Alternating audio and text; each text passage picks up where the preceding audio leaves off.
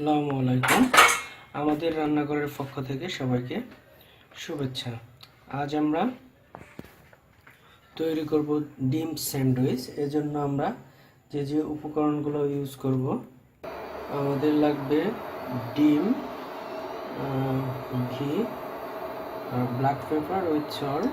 আমরা একে একে কাজ শুরু করি। তো প্রথমে আমরা কড়াইয়ে তেল দিলাম, তেলটা গরম হওয়া পর্যন্ত ওয়েট করি। এরপর আমরা এখানে ডিম দেব, ডিমটা দিচ্ছি।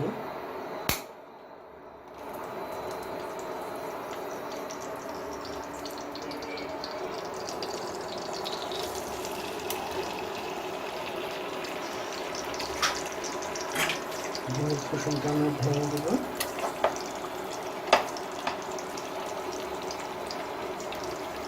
সাথে আমরা দিচ্ছি সল্ট ও ব্ল্যাক পেপার।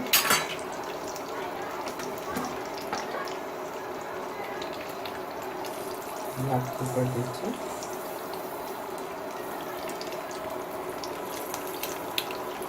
ডিমটা আমরা একটু ভেজে নিচ্ছি।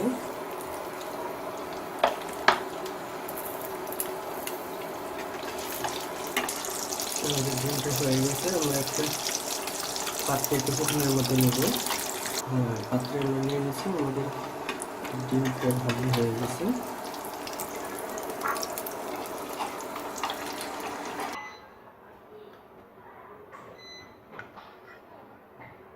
আমাদের রুটিটা সুন্দর মতো করে কেটে নিচ্ছি।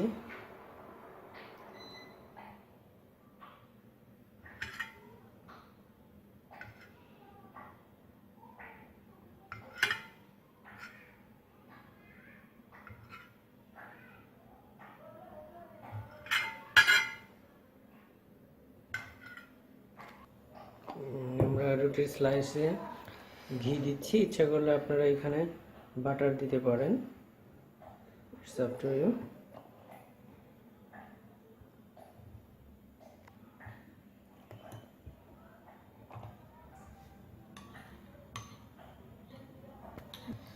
ডিম দিয়ে দিচ্ছি আমরা। আমি একটু বলে রাখি, ইচ্ছা করলে আমরা এখানে পনির দিতে পারতাম।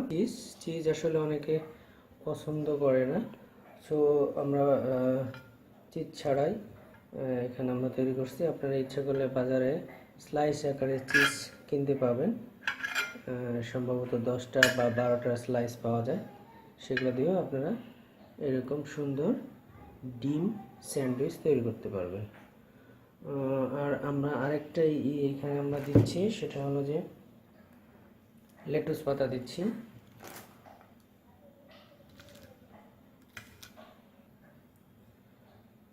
তো আমাদের স্যান্ডউইচ রেডি। আশা করি আপনারা সবাই বাসায় তৈরি করতে পারবেন। খুবই সোজা। আমি আবার বলছি উপকরণগুলো। আমরা এখানে ইউজ করছি